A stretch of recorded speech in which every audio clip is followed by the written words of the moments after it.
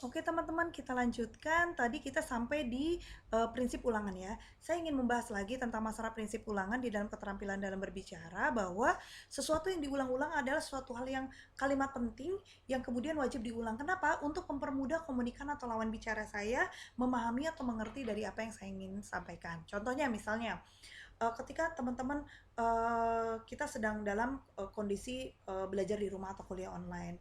Kemudian saya memberikan motivasi atau semangat, ayo dong teman-teman, karena ini merupakan hal yang penting kita kuliah, pertahankan semangat teman-teman.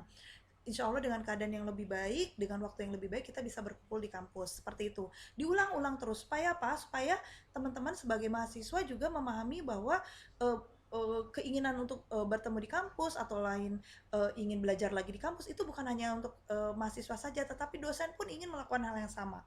Karena apa? Karena dengan saya berpikir bahwa dengan belajar atau dengan cara mengajar secara tatap muka itu jauh lebih efektif dibanding dengan online. Karena dengan online mungkin banyak gangguan seperti misalnya YouTube, saya memberikan materi YouTube, teman-teman tidak bisa langsung menonton, misalnya itu bisa karena ada kepentingan kemudian bisa menontonnya di lain waktu misalnya, atau dengan pembelajaran secara Zoom pada saat di jamnya dosen memberikan jam untuk belajar Zoom, tetapi teman-teman ada kepentingan lain, misalnya pekerjaan, keluarga dan lain sebagainya, itu akan menghambat. Dan ini yang dimaksudkan dalam keterampilan dalam berbicara adalah pengucapan kata-kata yang penting untuk diulang-ulang, dan itu sangat penting sekali untuk agar komunikan jauh lebih memahami, mengerti, mengingat jauh lebih hal-hal yang penting. Oke, sekarang prinsip penggunaan. Di dalam prinsip etika berbicara yang perlu diperhatikan dalam prinsip penggunaan, yaitu pesan atau materi yang dibicarakan hanyalah hal yang berguna bagi pendengar. Informasi yang dirasa besar manfaatnya akan diingat. Jadi seperti misalnya saya memberikan materi ini kepada teman-teman. Saya hanya berbicara sesuai dengan kapasitas porsi pembelajaran mata kuliah ini saja. Saya tidak membahas mata kuliah yang misalnya dasar jurnalistik. Saya lagi membahas tentang komunikasi antar pribadi. Kemudian saya menjelaskan ke teman-teman, ngacak gitu, tiba-tiba saya ngajarin dasar-dasar jurnalistik tentang bagaimana misalnya seorang jurnalis atau reporter meliput suatu berita atau menghimpun suatu berita atau mengumpulkan data. Itu kan sepertinya tidak berguna ya, pada saat pembelajaran ini menjadi tidak berguna.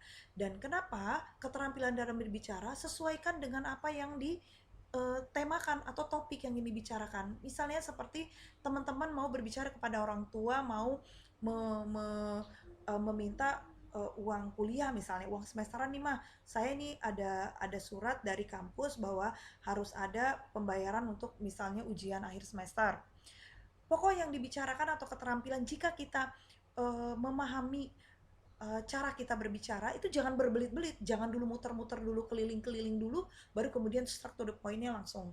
Tetapi gunakan bahasa kata-kata yang baik, walaupun itu dengan orang tua sendiri.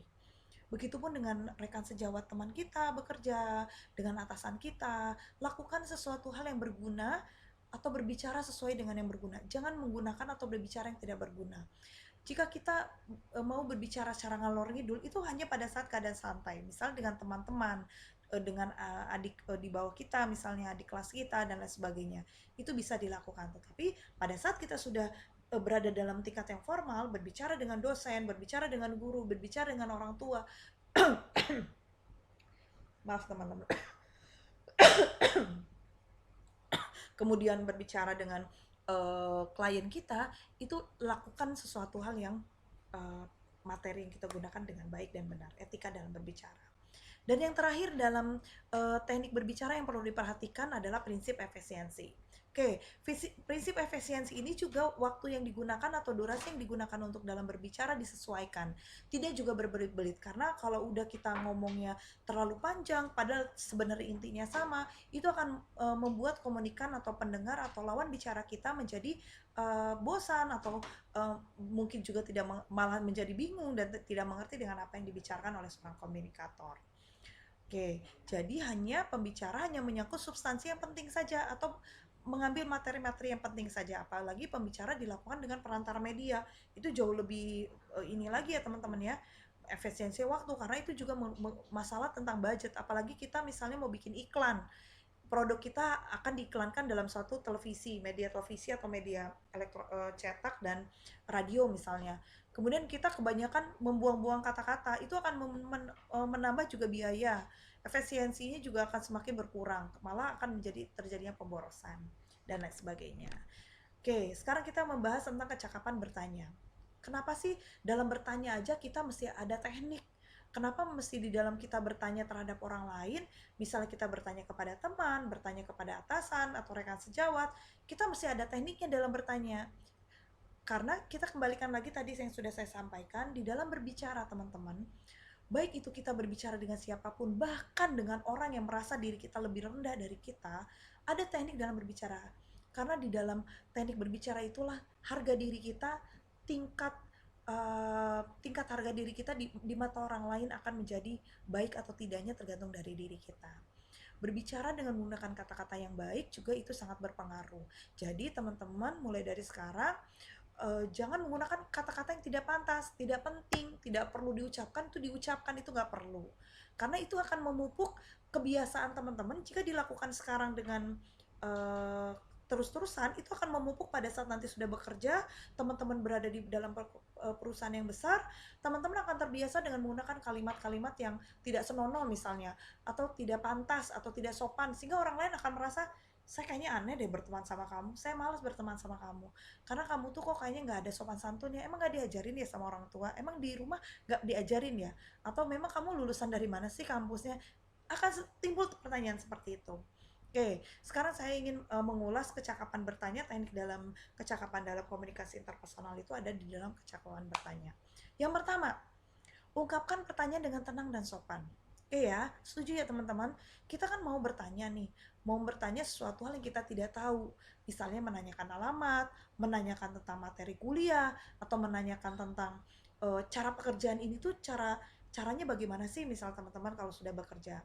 Nah, kenapa kita harus ungkapkan pertanyaan dengan tenang dan sopan? Logikanya orang kalau misal kita tanya dengan baik dan sopan, orang akan mau nggak sih mau berbicara dengan kita? Pasti mau ya. Kalau kita dengan bahasa kata yang sopan, misalnya contoh, permisi pak, misal kita masih junior di kantor, saya bingung tentang pekerjaan saya, job desk saya tahu job desk saya, tapi saya bingung nih pekerjaan saya nih yang awal karena saya masih baru nih, karyawan baru. Kemudian kita bertanya dengan senior kita atau atasan kita. Jika kita menggunakan bahasa yang tenang, kemudian sopan, santun, etika, orang lain akan mau nggak sih membantu kita? Sudah pasti mau teman-teman, sudah pasti mau. Itu suatu hal yang jika ada orang yang kita udah sopan, kita udah menggunakan kalimat etika yang baik dalam bergaul dan sebagainya, tetapi orang lainnya tetap misalnya jutek, kurang ajar, itu kita kembalikan ke manusianya. Bukan salah di kita, tapi salah di dia. Mungkin dia kurang piknik misalnya, dia kurang bahagia mungkin di rumahnya, sehingga dia stres dibawa ke kantor, sehingga kita udah nanya sopan, dia main jutek jutek nggak mau ngasih tahu lah dan lain sebagainya. Itu bukan salah kita, yang penting kita sudah melakukan itu di dalam kecakapan bertanya. Oke ya. Kemudian yang kedua, ungkapkan pertanyaan dengan singkat dan jelas. Kenapa?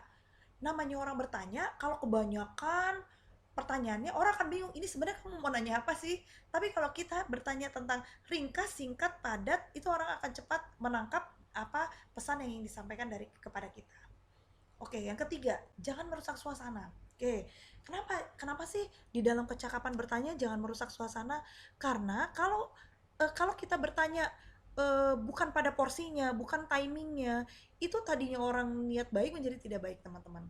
Itu udah jadi ambiar deh, udah jadi malah jadi terjadi percekcokan dan lain sebagainya. Jika kita kesalahan dalam bertanya, kesalahan dalam momen, situasi, kondisi, waktu yang salah, itu bukannya teman-teman nanti akan mendapatkan jawaban dari apa yang ingin teman-teman tanyakan, justru teman-teman akan mendapatkan cacian, makian, umpatan, kemudian juga marah dan lain sebagainya. Malah teman-teman posisi yang akan disalahkan, padahal niatnya baik misalnya. Itu suatu hal yang wajar di dalam berkomunikasi. Nah, oleh sebab itu tentukan di dalam kecapan bertanya, lihat situasi dan kondisi yang teman-teman lakukan. Kemudian 4, jangan sungkan minta maaf pada saat merasa bersalah. Oke, jika kita melakukan kesalahan di dalam berkomunikasi, jangan sungkan untuk meminta maaf kepada komunikan atau lawan bicara kita. Karena apa? Karena supaya tidak terjadi percekcokan, kembali lagi, jangan merusak suasana dan lain sebagainya. Oke, yang kelima, ucapkan terima kasih. Jika kita sudah bertanya, kita kan minta tolong nih sama orang. Kemudian orang jawab, jangan pernah lupa ucapkan terima kasih teman-teman. Teman-teman misal nanya,